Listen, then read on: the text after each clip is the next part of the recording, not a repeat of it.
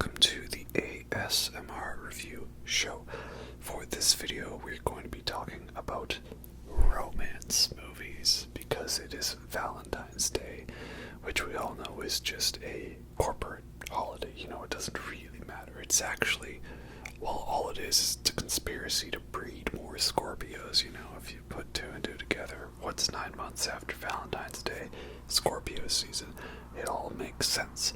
And apologies to any of my viewers who are Scorpios. You know, this is just something that a dirty Pisces would say, you know. But yeah, romance and that thing that we refer to as true love, you know. There's a lot of movies about it. Most movies are about it in some way. It's love. But I thought it would be a fun time to talk about some of my favorite romantic movies because I may be a death metal loving guy, and my metal music and my violent movies and violent video games. But as much as I love metal, I am not made of metal, and I am not made of stone. And I do like a good emotional movie sometimes with a good romance, you know.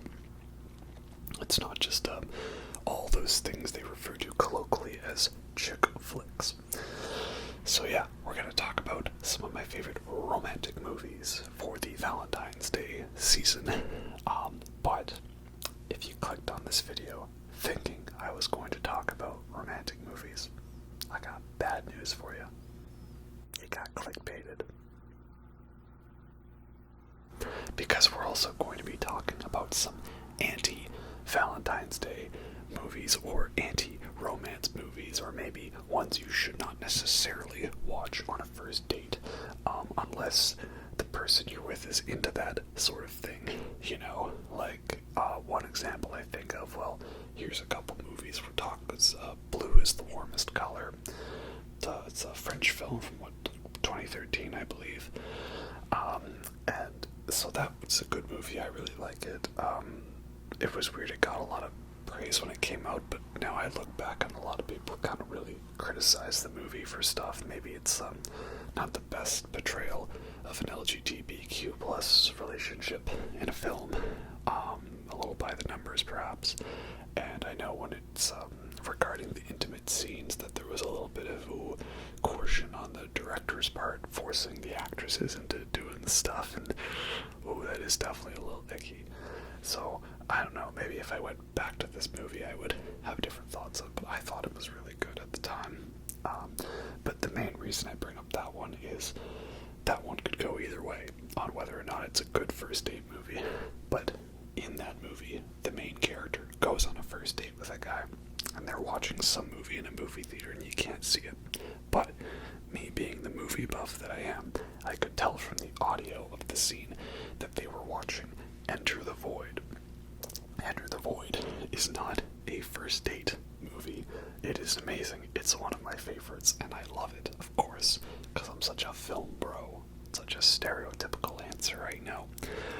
But, not a good first date movie. However, later, the main character, she mentions about all the weird artsy films and stuff she likes, and she specifically name drops Stanley Kubrick, and Enter the Void is basically just, what if 2001, but instead of being in space, we're on DMT. So in which case, that was actually a good first date film choice, so, you know, I applaud this guy for realizing that. I would definitely not have the courage to get someone to watch Enter the Void on a first date unless they made it clear that that's what they were into, you know. So there you go, we've got a movie that's about romance and may or may not be a good one, and we've got one that is definitely not about romance and is not a good first date movie. That's kind of the tone I'm setting for this video. We'll see what we got from here. But first off, we've got to talk about one of my favorite romantic movies, one that some people hate, even though it's one of the biggest movies of all time. And I've always loved this one. I don't get the hate. And it is Titanic. And this is the special collector's edition 3-disc DVD set. Oh, fancy. Yeah, you know, you gotta watch this movie the way it was intended in 2 parts. I remember watching it back on the double VHS back in the day, and then in the double DVD. And now we have streaming, and there's no need to swap discs. But you know, it was a fun novelty. In fact, when I watched this recently, I still made a habit of pausing at the moment. You know, I believe you're up to your headlines, Mr. Ismay. Pause. That's the disc swap to disc 2, right? That's just how it is. You've got to do it. It's tradition. And also, I, stand by the idea that movie theaters need to bring back intermissions. It would be a good way for people to catch a bathroom break, buy more snacks, and the movie theaters would make more money. And you would only need to extend the runtime by like 5-10 minutes maybe. I've seen 2001: A Space Odyssey in a theater multiple times, and I love it when they have the intermission. You gotta stand up for a minute, do a good old stretch. It's awesome. But enough about that. The movie Titanic, yeah, it's amazing. It's about a real-life tragic event, and star-crossed lover is a very Romeo and Juliet style story. We'll get to that later. And it's great. It holds up very well. Most of the visual effects are still very good, despite the movie being from, late 90s. And it's awesome. It's got romance, but it's intense. It's got, a little bit of a class parody that is very common in movies these days. And yeah, an all-around epic movie. I never get tired of it. And one of my favorite scores in a film, James Horner, really knocked it out of the park with this one. Some people like to really meme on the song My Heart Will Go On, the Celine Dion one, but as fun as it is to joke, I do actually like it. I think it's a good theme, and especially because the way that song was come about is that all the score was written for the film, and it was done, and so the theme you hear, that's just the theme of the film, which is a great theme. And then James Horner went and he wrote a song version of it, a pop song version with Celine Dion, and that became the song. So, it doesn't bother me hearing that one, and it works in the film. You're already bawling your eyes out, and then the emotional ballad comes on, and yeah. Though, of course, we do have to admit that, yes, they totally could have both fit on that door.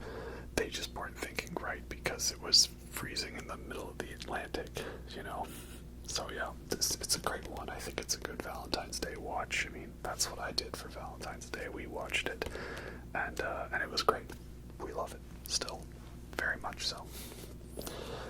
And then, on the topic of Romeo and Juliet movies, why don't we also talk about, Romeo plus Juliet, 1996 Baz Luhrmann adaptation, also featuring young Leo in his prime.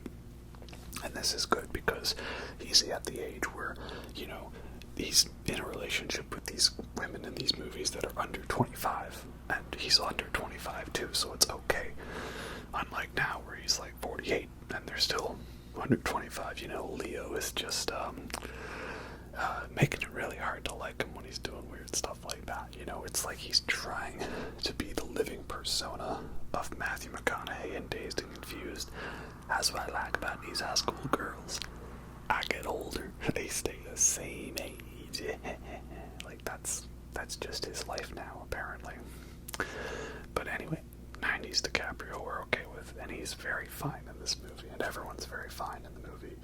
So much great eye candy in the movie. And Paul Rudd in his prime, even though he's never not in his prime, right? Yeah, so it's a very strange movie because it's a modern day setting, but they're still trying to keep the dialogue and stuff and the flamboyant Shakespeareanism stuff. So it's such a strange, odd combo, and that combined with the music video aesthetic of 90s Baz Luhrmann, it's such an odd movie, but you'll love it. It's so, it knows what it's over the top. It knows what it's doing. Like when certain movies do crazy, weird, over-the-top styles or fast-cutting or editing, if they're still trying to be hardcore, serious movies, it's it doesn't jive well, right? Can you imagine if Titanic was shot and edited the way Romeo and Juliet was, but they still kept everything the same, just simply the camera work was different? It would ruin the experience, I think. So that's what makes it work with Romeo and Juliet. I normally don't like that style of filmmaking, but because it's still a kind of campy movie, and we can look back at it as being such a 90s movie, like, yeah, I think it all works, and it's got a great soundtrack. 2 Radiohead songs, that is always a good thing, especially when one of them is exit music for a film, because that's also on OK Computer, which is a fantastic album. So yeah, a lot of great stuff in this as well. And Claire Danes, she's so adorable in the movie. She's got such a beautiful smile, and her and the energy that they have together is great. And you get to see lots of people being wet in the movie. There's a lot of water in this movie. Everybody is so wet. You know, what can I say? It was the 90s, right? So many 90s movies like that, and The Fifth Element, everything's just very wet, right? Like Titanic, somehow. Romeo and Juliet's the wetter movie. Yeah, sometimes I regret some of the things I've said on camera, but anyway. Then also, on the topic of Claire Danes, well, we have another movie with Claire Danes in it that's a great romance movie, and it is Stardust, which I think is a very underrated movie.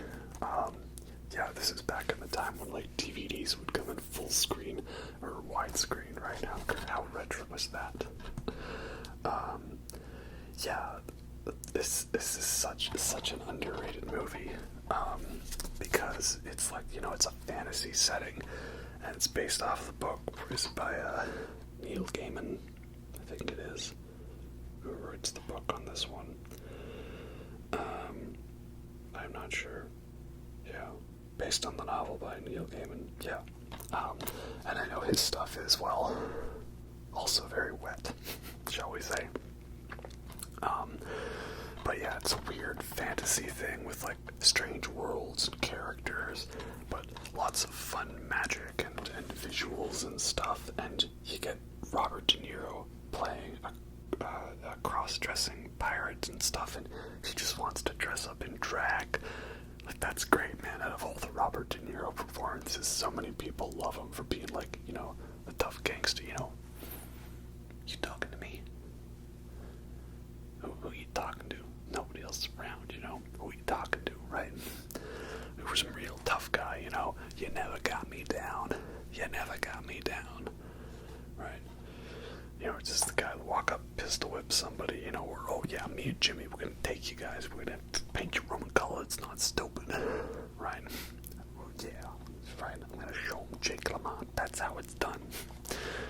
And then also you have Robert De Niro as pirate who dresses in drag secretly, so it's great. What's it? Yeah, so many great. Charlie Cox, isn't he Daredevil? I don't really watch Daredevil. Everyone loves it though. I think it's him. He's in this, and he's trying to collect this star who's played by Claire Danes, who's also again great. And you got Michelle Pfeiffer, who's like a weird, creepy witch, but also she's pretty fine witch, you know.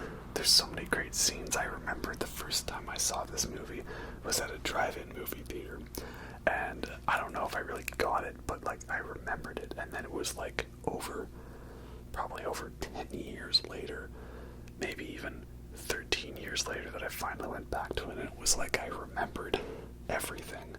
It was that memorable of an experience, whereas there's some other movies that I've watched and I can barely remember them, you know, like, I know everybody really loves Catch Me If You Can, Spielberg, Tom Hanks, and Leonardo DiCaprio movie, and don't get me wrong, it's not like that movie's bad, but I don't know, it wasn't memorable for me. Like, I hadn't seen Stardust in like 13 years, and I remembered so much from it, and I would even still think about it. Yeah, that movie Stardust, that's actually alright, it's pretty cool. It's good romance. It's got good magic to it and fun moments.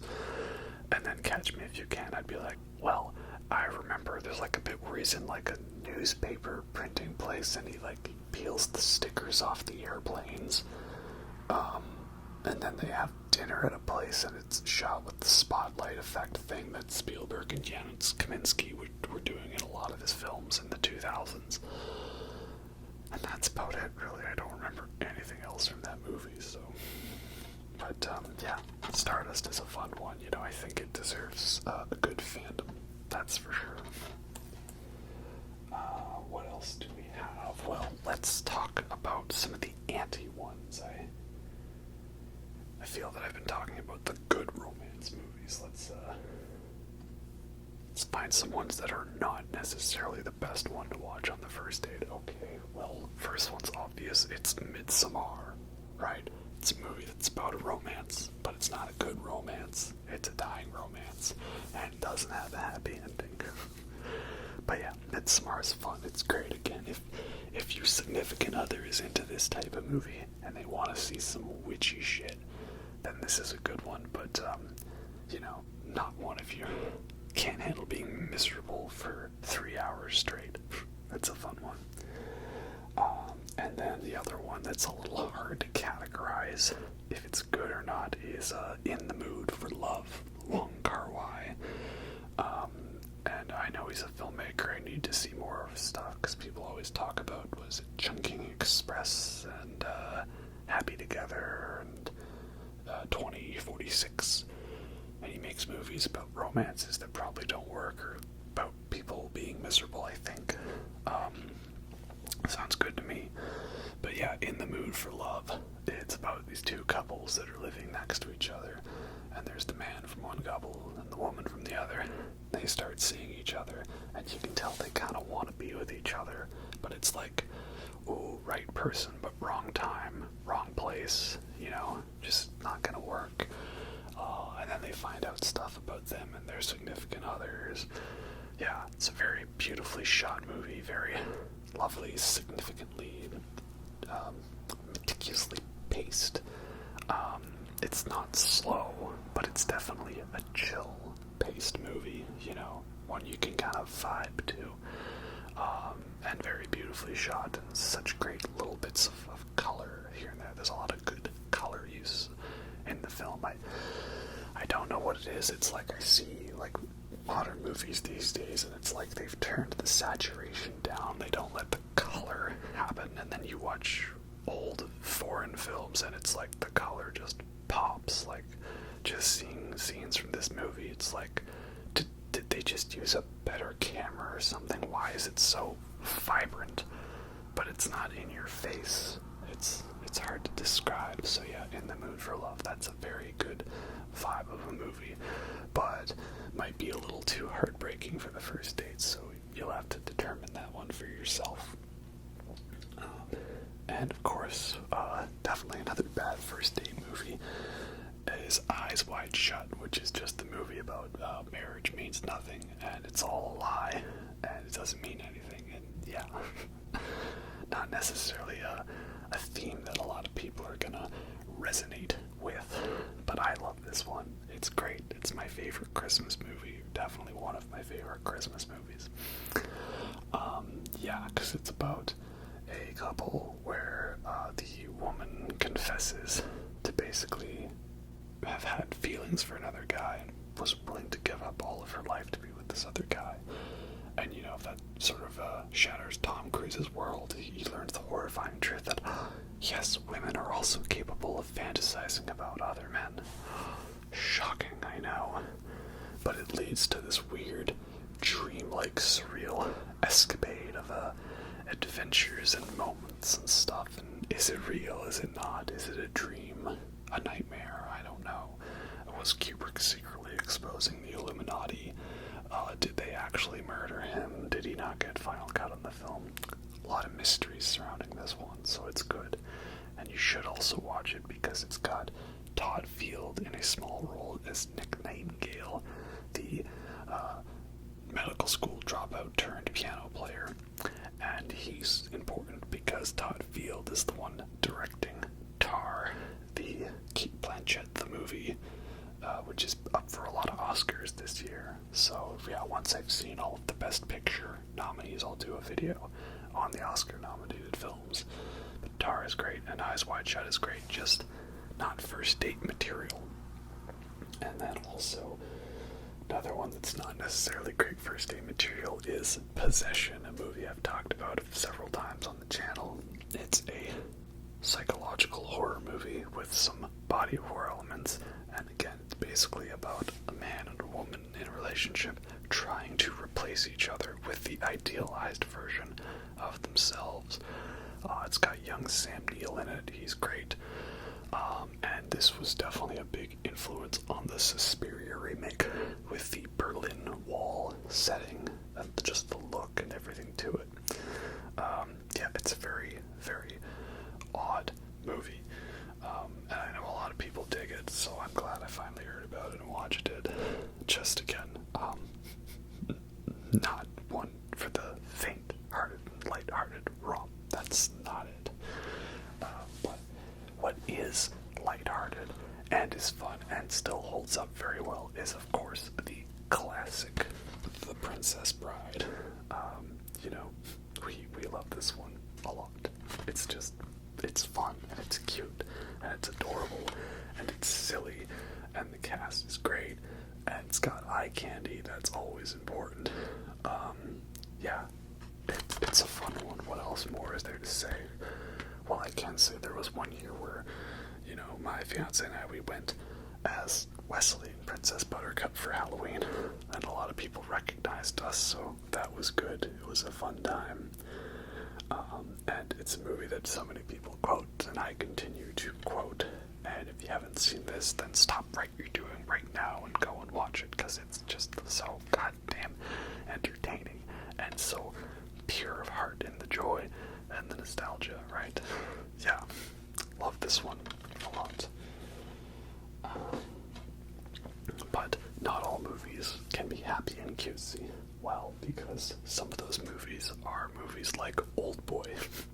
Old Boy is a movie about a romance, but it's not necessarily a romance that you want to see succeed, It's kind of one of those ones where the twist, there's a twist to this movie, which I won't spoil. But basically, it's a movie where the twist happens, and you're like, oh, okay, oh, damn, boy.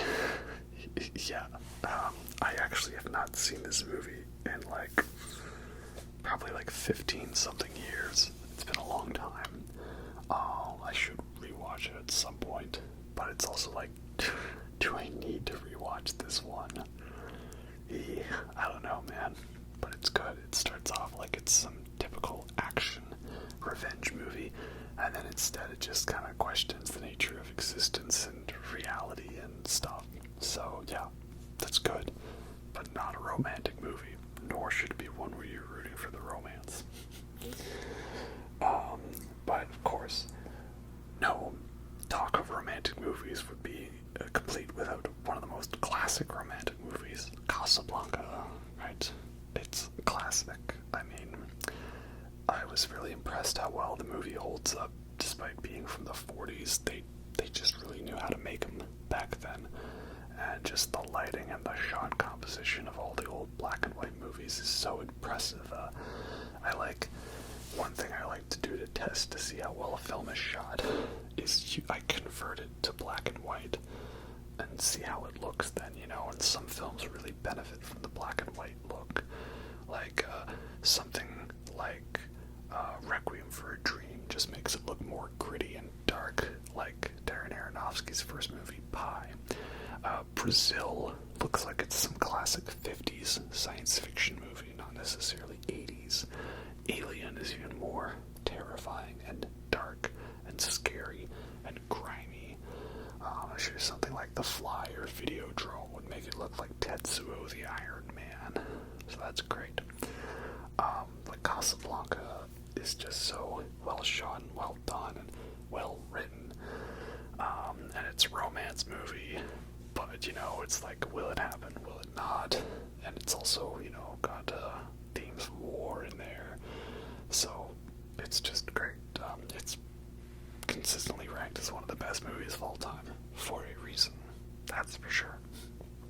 And then also, when it comes to romance movies, well, it was the one that I didn't know if I would love or not, but I had high hopes, and it lived up to my expectations, and then it won, like, all the Oscars, basically, or was nominated for all of them, which I was really surprised. I didn't think, Grinding Nemo, aka The Shape of Water, would be a big contender, but it was, and that's great. It wasn't my favorite film of 2017, but it was definitely up there, and 2017 was such a competitive year, Something had to win, and it wouldn't be the one that pleases all of us, but I'm glad it was this one. It's Guillermo del Toro, and he's doing a cutesy love story, but it's also got elements of, like, 50s B horror movies, like Creature from the Black Lagoon, but his signature style to it.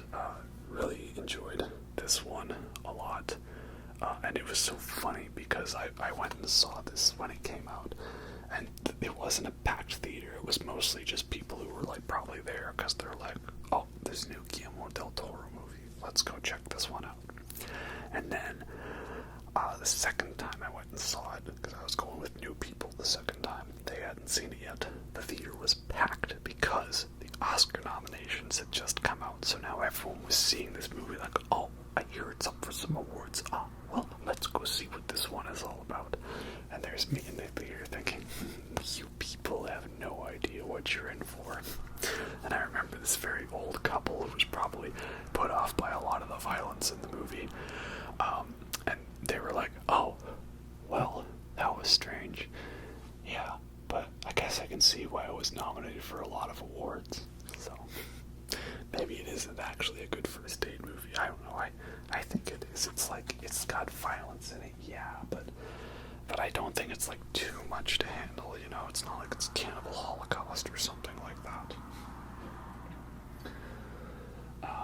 And of course, when we're talking about romance stuff, well, we have to talk about one of my favorite series of romantic movies. That is the Before trilogy. I think it might be sort of unofficially known as, but it's Before Sunrise. That's the main first movie in it, Before Sunrise. Fantastic.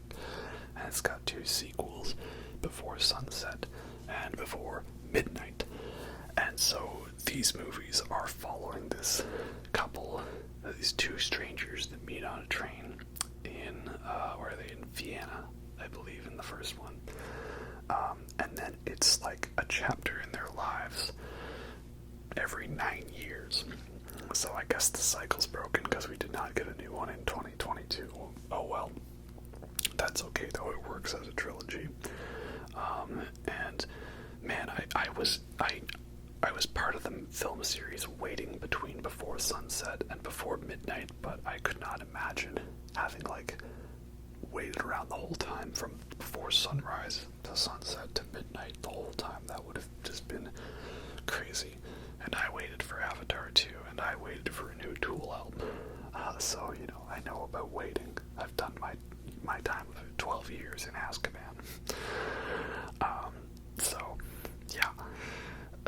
It's a great series of films because it's just such a great romance and the characters just feel so natural. Like, if you told me that, like, we were just watching two random people meet and hang out and they just happened to film it, like, I'd believe you.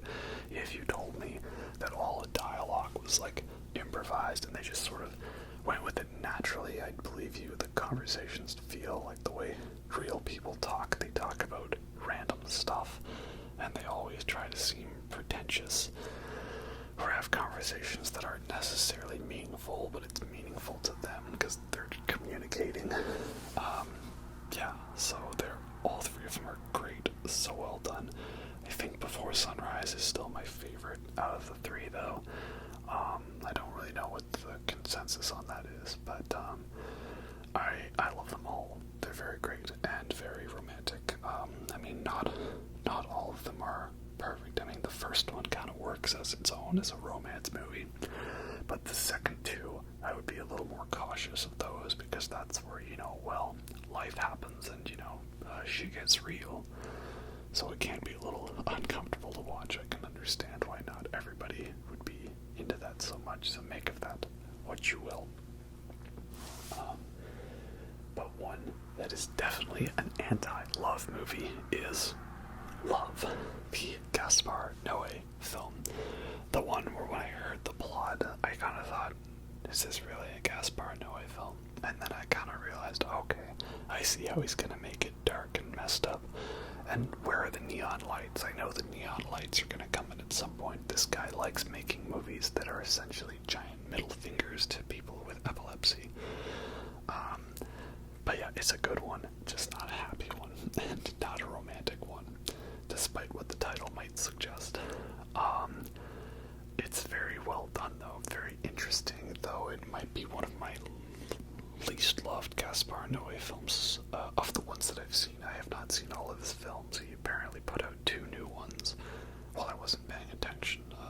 Lux Eterna and A Vortex. I just heard about those, and all of a sudden they were out. I did not know that. It's crazy how that happens, you know.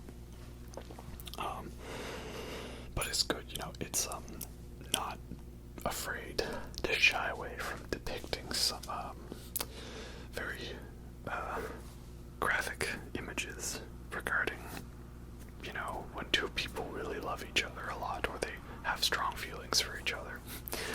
I'm also really surprised that that movie was on Netflix. Like, it was just there. You could click it and you could watch it, and the very first shot of the movie that shows up with almost like no production logos is just coitus, just stuff. So yeah, okay then. Not that it matters, because we're all gonna lose our Netflix anyway, since all of us have been leeching off of other people. We're such parasites on society, aren't we? The ones who are password sharing. Yes, we're the reason that Netflix is losing money. Much like how all those big corporations like poor old Walmart and, you know, poor old grocery stores, they're losing all their money because of shoplifters. That's where the money loss is coming from. Absolutely. Those dirty old thieves, the parasites on society. It's gotta be that. That's why the prices are so high. It's gotta be that, and not just price gouging. Right?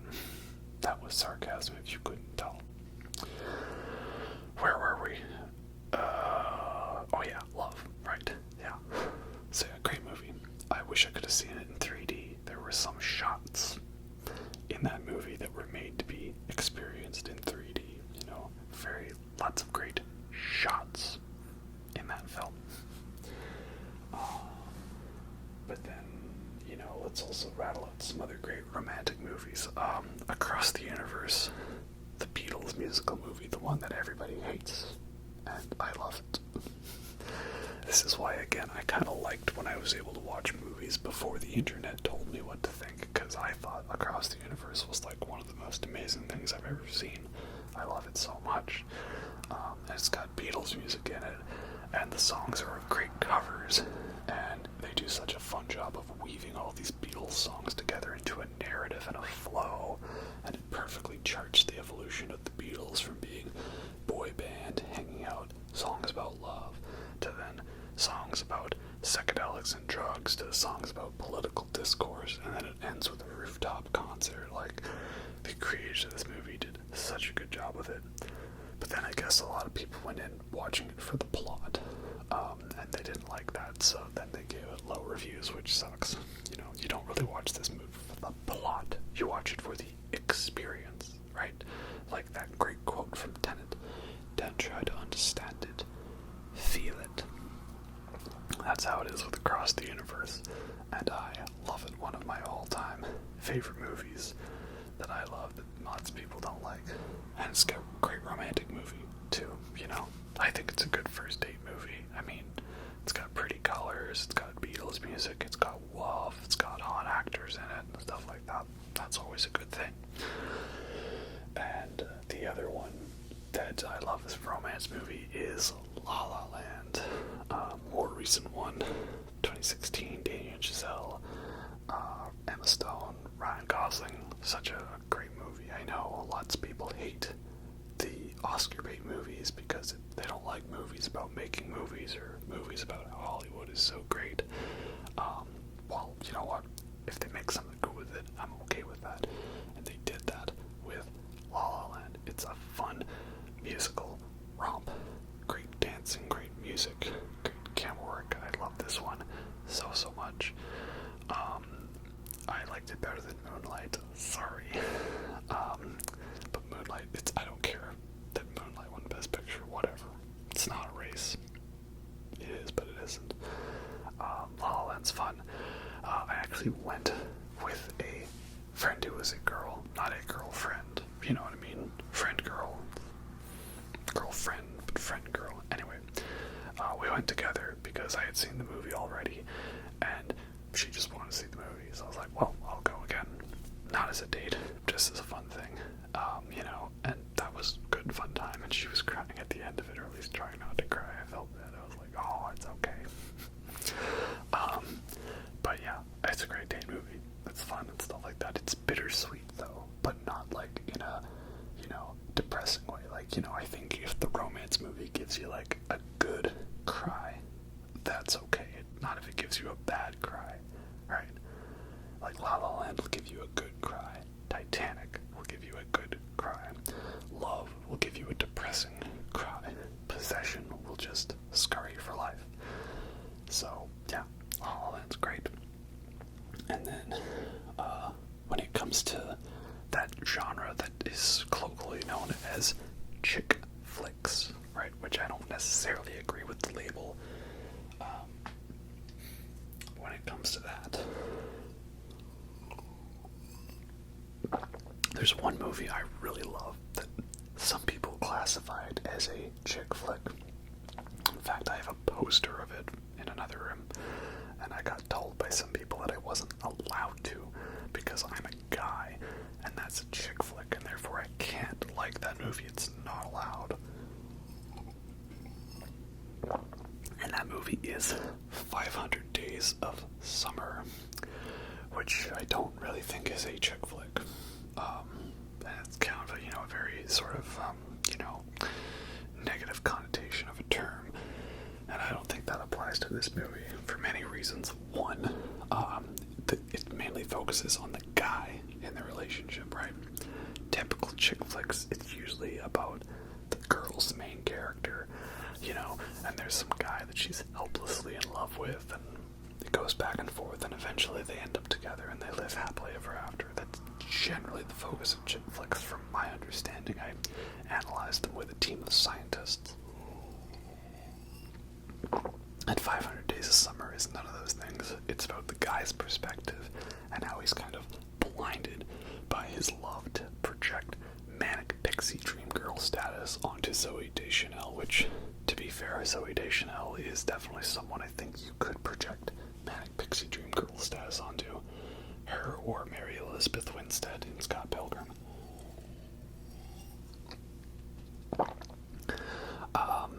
And then it does not necessarily work out, and it kind of is a deconstruction of a lot of those rom-com tropes. And then you get the expectations and reality scene that just shatters your soul. So it could be a good romance movie to watch, but it's definitely a little more real, a little more honest about sort of stuff like that. I don't think it dresses it up as much as romantic movies like to do, and that's why I really like it a lot. It's one of my favorite movies because of that.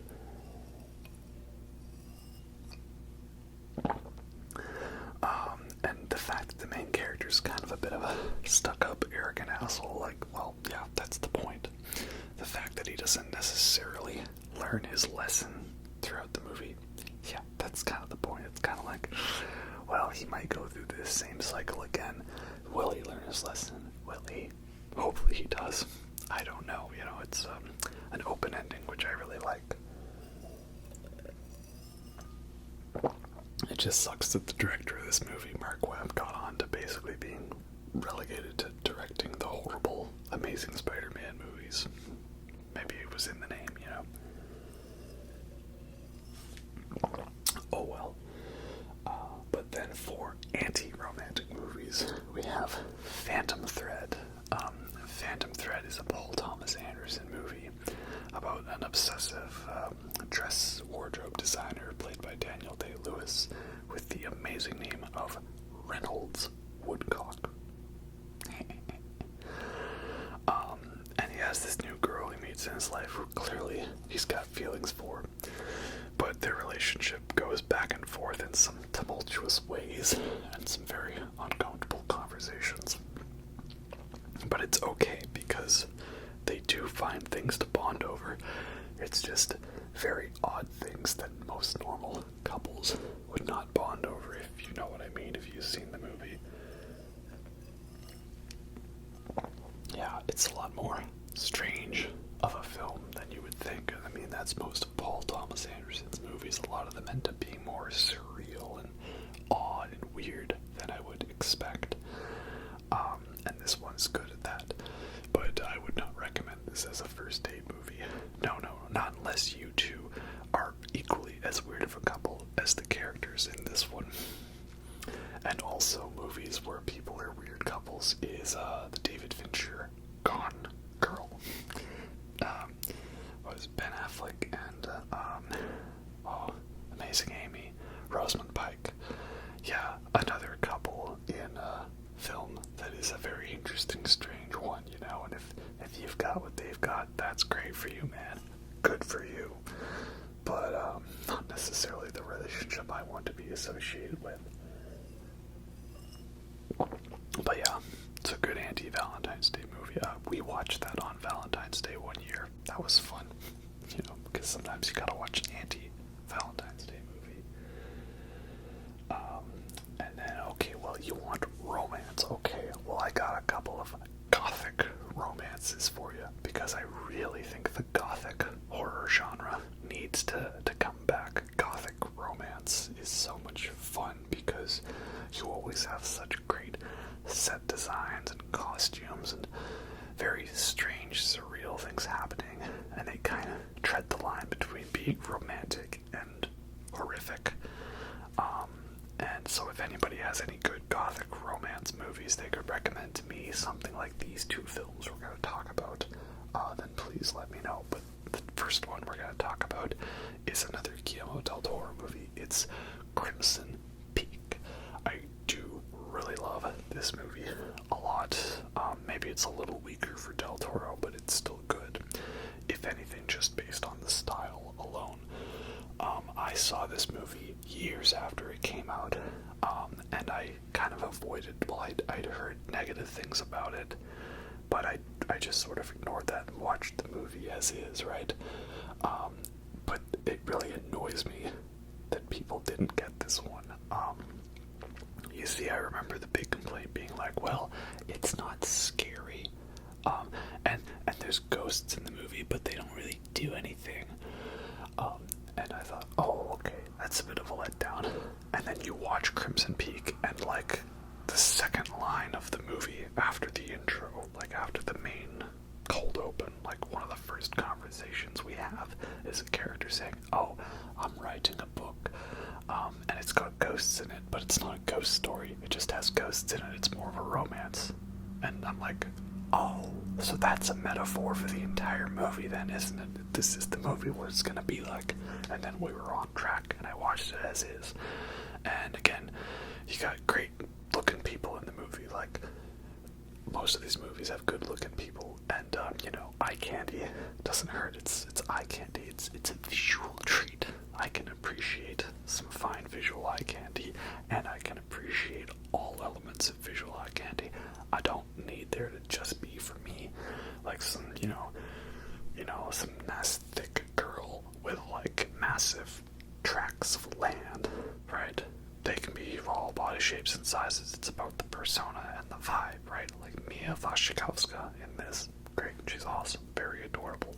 But I also just love me so many other looks, right? Like Mercutio from Romeo and Juliet, him in that drag outfit and stuff, like, that's a vibe, right?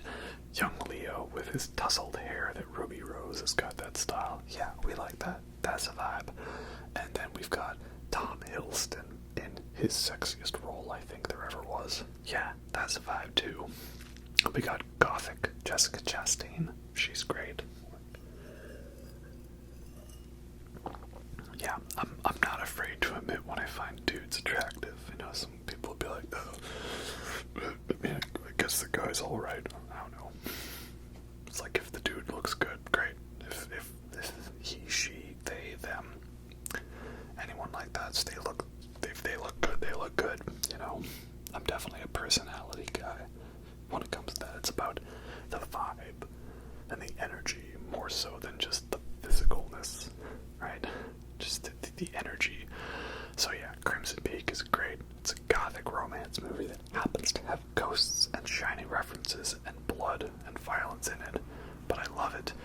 might be a little too much if your partner or your date is squeamish, but if they're afraid, if they're not too afraid, then I think it's a good one. And then there is also the other Gothic romance one, Bram Stoker's Dracula. Oh, yeah, man. That's a good one. It's simultaneously timeless and simultaneously so 90s. It's got some elements that are so amazing, like the production design and the costumes and the visual effects. And it's also got some so bad it's good moments, like Keanu Reeves' non-existent accent, of course, and Winona Ryder. She's good in the movie. Some people like to rail on her, but I don't know if she works. And then, yeah, you've also got then Gary Oldman in like one of his best roles, giving it his all, and Sir Anthony Hopkins as well, being so Shakespearean and overly dramatic. Like, yeah, it's such a fun, creative, weird movie, and I love it for that. Like, a movie has to have a good, unique style and substance to it, and that really makes it stick in your mind as being memorable. Like earlier, we talked about Stardust, right? It's got such a fun style to it that I remembered everything from that movie, even though I hadn't seen it in years. And Bram Stoker's Dracula definitely has that too. And like, oh man, Gary Oldman is so fine in this movie, you know. I have crossed oceans of time to find you, my dear. My man. So yeah, again, those are both great movies, so if anyone has any other recommendations like that for me, again, kind of gothic romance, but kind of horror, kind of thriller, you know, it can be a little cheesy, it can be a little silly, it can be a little dated, something along the lines of those movies. I want more.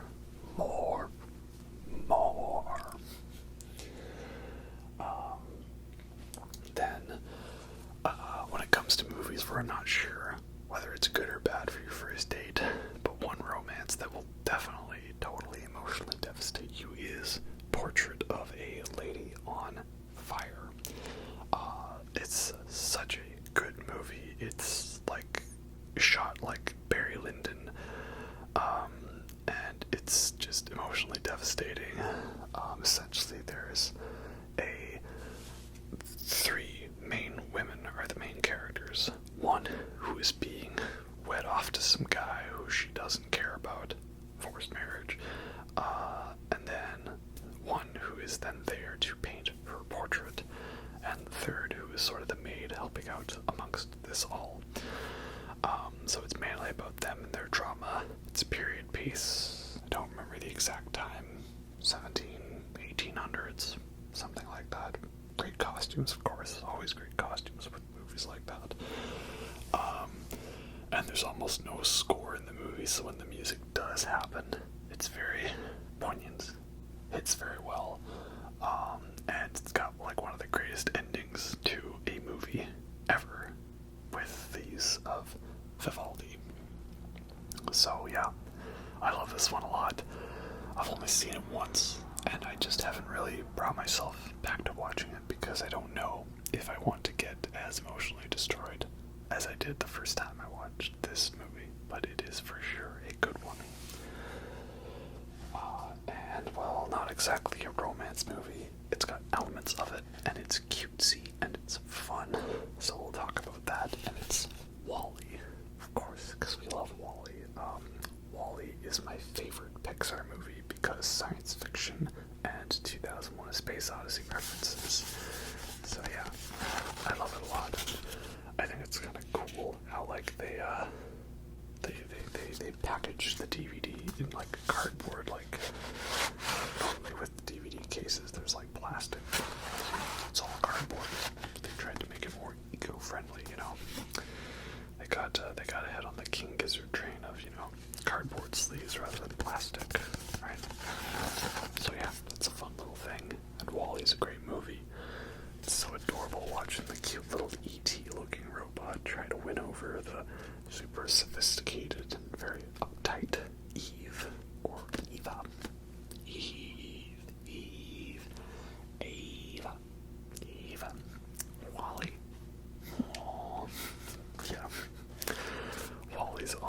He's adorable. He's so cute.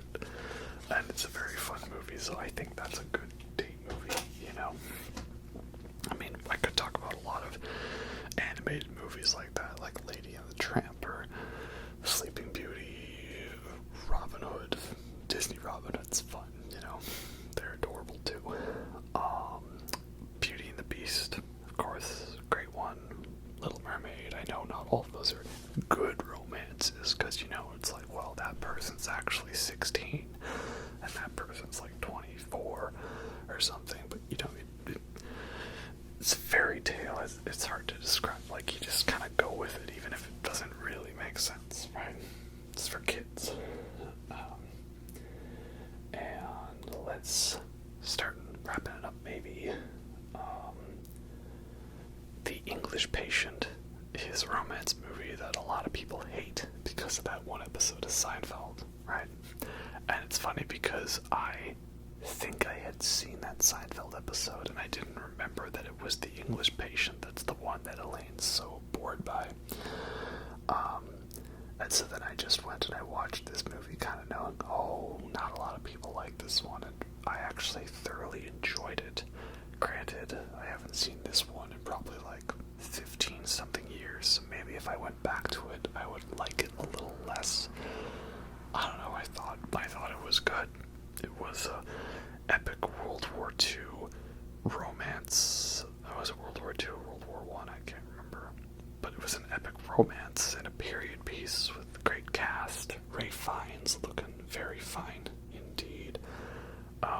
But a tragic story to it all. Like, I liked it. I mean, maybe if you're not a fan of deserts, I could understand, because this movie's like 90% desert. Like, the first shot is just sand dunes, you know? So if you can't handle that, well, yeah, it might not be the one for you. But I don't know, I remember enjoying it. Maybe my thoughts on it have changed since then, I don't know. I definitely wasn't like Elaine, like, just die already. And then another one that's kind of hard to classify whether it would be good or bad, but it is about romance, is, of course, Eternal Sunshine of the Spotless Mind. This is definitely one I remember catching on TV back when you just had to flip channels to see what was on, and watching it. Like, this movie, like, blew my mind with how cool and creative it was. Like, obviously I would have been probably, you know, a lot younger because I watched it when it came out, but, like, you know, you think back to those movies you watched growing up, the ones where, like, you watch it and you're just, like, glued to the screen, like, whoa, wow, that's so cool, like, that's amazing.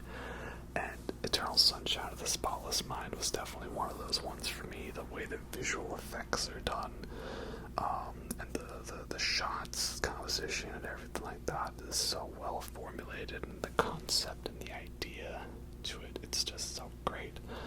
And it is both kind of comedic and also kind of sad, kind of tragic. But I really love it a lot. I haven't actually watched it too many times though since it came out, but it still holds a good place in my mind for me, so, you know, that's what really matters. And then another one that's not fully romance, but it's got a romance in it, and I want to talk about it because it's one that I love that a lot of people don't, is Vanilla Sky. This is one I remember seeing the poster for when it was coming out, and I thought it was weird because it's like just a picture of Tom Cruise, and he's like looking kind of down at something like random. It's just a Tom Cruise, Vanilla Sky. What's it about? It's just thing, and, you know, this is when I kind of had a bit of a Tom Cruise obsession growing up, because Top Gun's one of my favorite movies. But obviously I was not allowed to watch this one when I was younger. And then I heard it was like weird and strange and not good, but I just went out of my way to watch it anyways. And it's a real cool film. Yeah, it's weird and it's strange, but I like that. Weird and strange is good. And it's got lots of pop culture references. I can appreciate that. And the soundtrack is very relevant to what's going on screen. That's also important. It's a really good one, you know, and it's something about that, the late 90s, early 2000s style films are shot and the way the cameras look. It's interesting because I like it, but I don't. It really dates films, but in an interesting way. Like, yeah, I remember that era. That's just how the movies looked then, you know? Like the Technicolor look of like 30s and 40s and stuff like that. It's like that's the equivalent for me in that way. So that is good, and it's a fun one, and it's got Sigur Rós music in it, and having Sigur Rós music in a movie is always a good thing. And it's got Penelope Cruz. This is also a good thing. These are positive things to talk about. And then the other one that's kind of romance, but not really. It's part of it, but it isn't. But I love it a lot, is Midnight in Paris. It's a film that was made by somebody. I don't know who directed it. I mean, whoever they are, they're a good director, I guess. I mean, you know, I could probably appreciate that. They might be a bad person in other ways, though. But whoever directed Midnight in Paris, yeah, whatever, I guess, that's cool. Or maybe we'll just never acknowledge who directed this movie and just enjoy it for what it is, so I'm gonna do that. But Midnight in Paris is a fun one. You got Owen Wilson wandering the streets of Paris, and he gets transported into the past and meets all these classic writers, and there's so many great jokes and moments. Some that I didn't really always catch and understand because I didn't know who everyone was at the time, but like, it's told kind of in a way where I think you can understand what's being conveyed by it. So yeah, it's a fun one and a lovely addition to the collection of movies where Rachel McAdams is dating someone who travels through time. And what else can we wrap it off with? Well, let's wrap it up with two of my favorite movies that have romance elements to them. One is another one that is not necessarily rom-com, maybe could be considered that way, but it's High Fidelity, which of course is a movie I would like, because it's about a bunch of music snobs acting high and mighty and doing nothing but reciting top 5 lists, that's what this channel is for. So High Fidelity is great. It's about a guy who's gone through a breakup, and he's recounting his top 5 most memorable breakups. And yeah, he's definitely a snobby asshole that narrates too much, but again, you know, that's kind of the point. Like, I like movies with characters like that. It's, you know, representation in films is important. So when we have snobby characters who focus way too much on music and pop culture, and they narrate and talk way too much about their thoughts to nobody who's ever listening, yeah, it's good to see myself represented on screen. That's very important. So yeah, it's a fun one. So many great quotable lines, you know. Haven't seen Evil Dead 2 yet. What do you mean we've seen it? Or Jack Black in one of his best roles, maybe my favorite Jack Black role. He just wanders in to the record store and starts blaring the solo from Jacob's Ladder. That's energy I'd like to aspire to be by. So yeah, it's a fun one. So much great bits about that. And then we'll end it off with talking about one of my favorite romance movies, The Fountain, which is a Darren Aronofsky movie, which I don't want to say too much about because I'm going to be putting out a Darren Aronofsky all films reviewed video. But needless to say, this is a great film that has romance, action, sadness, heartbreak, what is the meaning of life, and a whole bunch of great stuff like that. It's such a beautifully shot movie with gold, yellow color scheme, and the score by Clint Mansell is one of my favorites. Yeah, I love it so very much. The only other film that I didn't really include, because I don't think it counts as romance, is Lost in Translation. That's also one of my favorite films, but the point of that is not that Bill Murray and Scarlett Johansson are like trying to be romantic to each other. Like, it's more about them helping each other out with their lives. I don't want people to misconstruct it as being about romance, because there's a very big age gap between them. That's not really what it's meant to be, or at least my interpretation of it. But anyway, there you go. Got some movies that are either good or very not good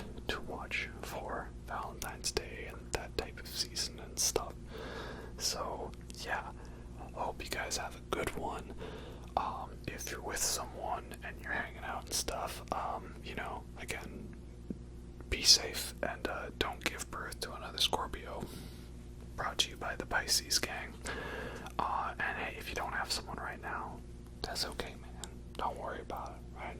Like, you don't need to do that, right? Don't let the patriarchal heteronormity, monogamous societal standards, norms influence your life to be too much. I feel like people put too much pressure on that, right? Like, if you're with someone, you're set, and if you're not with someone, then you're not set, right? Like, you should just do what makes you happy in life, right? Be with who you want to be consensually, and if you don't, then that's fine. All is good. All is right, my friend. So, yes, wishing you all lots of love to all of you, my viewers. Thank you very much. And now I'm gonna go back to playing some more Dead Space, because it's fun. Hope you all enjoyed that.